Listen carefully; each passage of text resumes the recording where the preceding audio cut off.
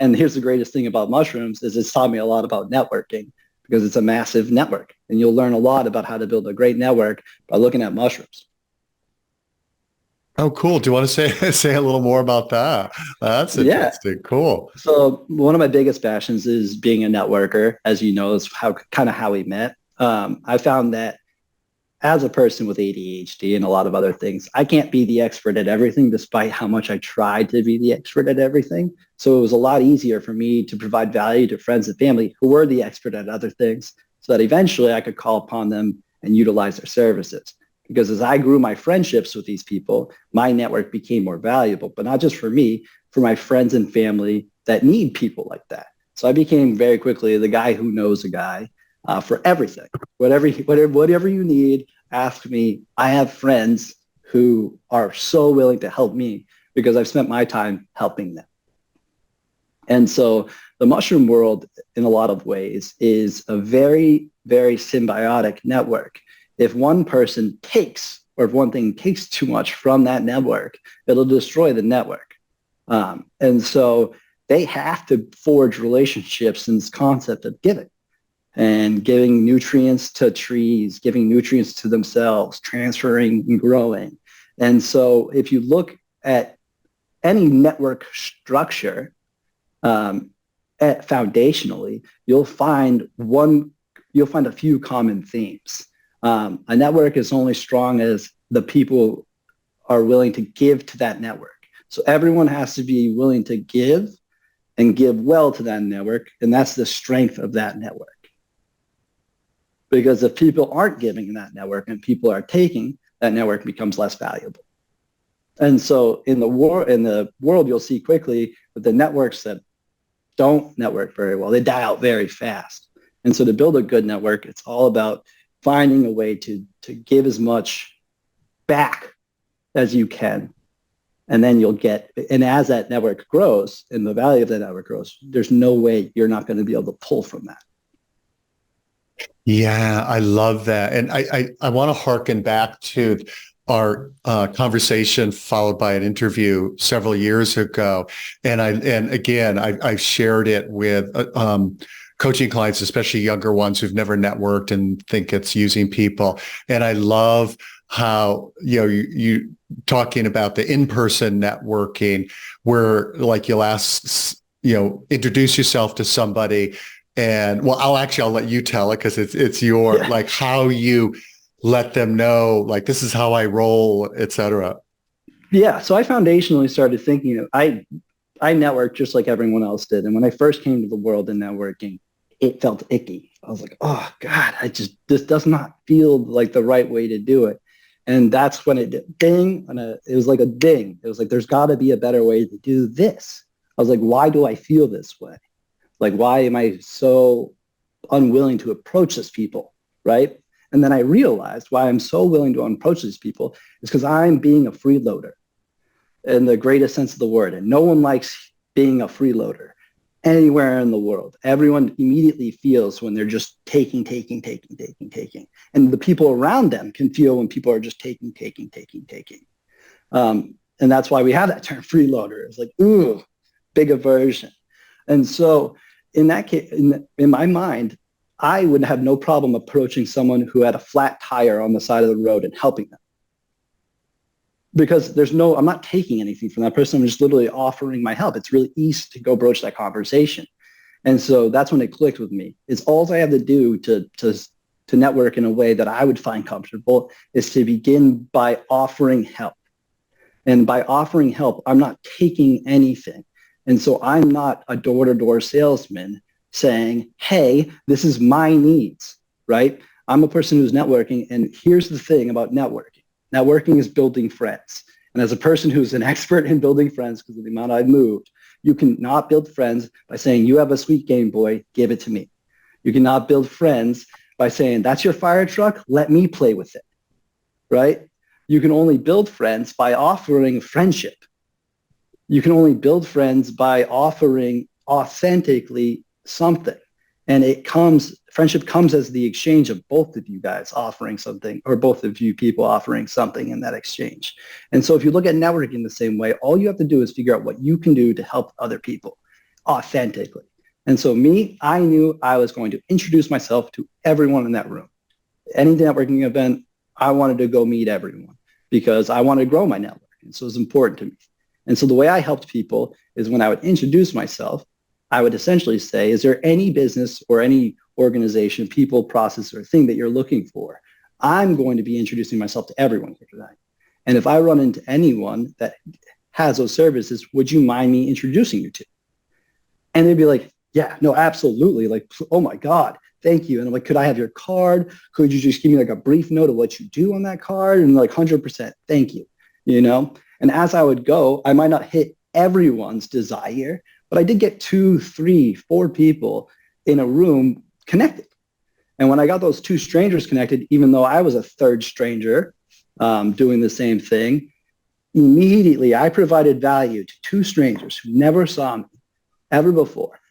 After their meetings, I'd follow up with an email, check in. How are you guys doing? Was that meeting productive? If not, maybe I have some more people that I could reach out to. I'd love to help you solve your problem. And that was me just literally wanting to be as authentic and help. And after helping someone 2 or 3 times, the next thing that they ask you is, what do you need? Right? And now I've earned my right to ask. I've earned my right to receive. And now we have a friendship because I didn't start off taking, and I have no problem helping people out. So I felt like I found this hack where I get to do like the most comfortable thing for me and then gain tons of value. I love it. That's awesome. Yeah, that's how I do it. That is it. No, that's fantastic. And I'm going to excerpt that part because I mean, there's just so much good stuff there. 2 things related to what you shared. I actually found myself adopting like what you just shared when we first talked about it, when I would network with somebody who was, you know, farther along career-wise, bigger platform, or however you want to say it. And I'm thinking like, it feels a little weird for me to say like, anything I could do to help you, you know, but I'm like, remembering I'm a guy who knows a guy. It's like everybody is always interested in meeting certain types of people or types of fields or whatever. And so I just would start to ask, you know, I would say like, is there any genre of person that you would like to meet? So pretty broad. And again, like people who are like super accomplished would be like, oh, thanks. Yeah, I would love to, you know, whatever it was. Yeah, David, I'm not sure if you know this, but you actually do this so naturally. Like, for instance, this thing, right? You reached out to a complete stranger on LinkedIn, right? I had already seen your content on LinkedIn. I know who you were, sans me, right? And I was just a normal person on LinkedIn. You reached out to me and asked me for my time to interview me about my insights and then presented that. That was such a giving thing to do. And you instantly built a friend that you could call upon and then network with. You and I have shared plenty of contacts back and forth. We've already helped each other. And that was you doing it first, just super naturally. And I think that you can continue doing that even with the bigger people, whenever you want. Bring them on here, have them talk about this, share the great insights that you do. Thanks. I appreciate it. And, you know, it's interesting, back to your superpowers of curiosity, energy, and enthusiasm. It's I even though I'm an introvert, so the like chit-chatty thing is not easy for me, because just like you, I'm intensely curious. That's sort of my avenue for reaching out to people. It's like I reach out to people that just seem really interesting. And so it's like, I know it'll be easy to talk with them because you know, you don't have to try to be interested. You just find them like really interesting. So yeah. The other thing I just want to throw, I love the mycology angle. So just a little FYI, I got a degree in natural resource conservation. I originally was going to be a wildlife biologist. So the natural world is a real, both, I love it, and it's also I relate to it as such a cool metaphor for so many things. And one of the things that just hit me recently, um, related to, your network, et cetera, again, as I would reflect on how can I help, especially younger clients who are reluctant to network, feel more natural about it. And I found myself thinking about the practice that like paper companies or lumber companies will do, where they'll plant a tree for every tree they cut down.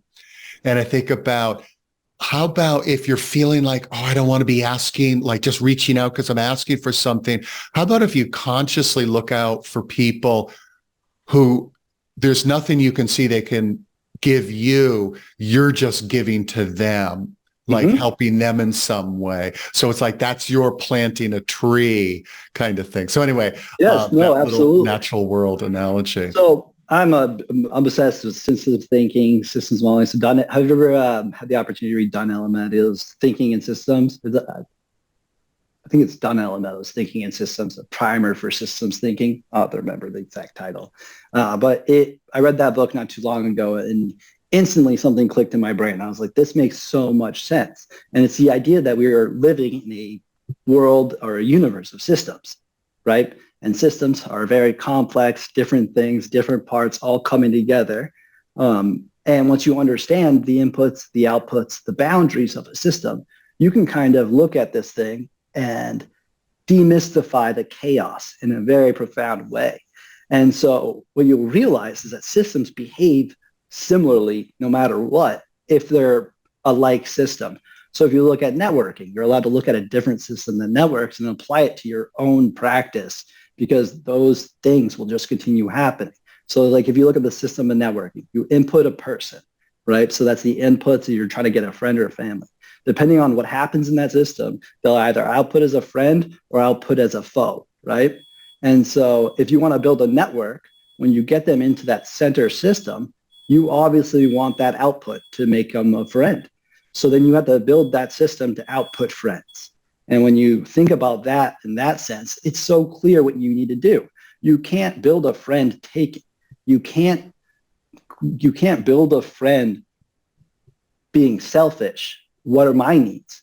You build a friendship not even talking about necessarily your needs. I've never once went to my introduction of a first person that I've met and said, I'm desperate for food. I've never said my needs. I've never even talked about my needs when I first met someone. I built a relationship first. And the way to build a relationship first is by gaining trust. And a quick way to do that is just offering a helping hand.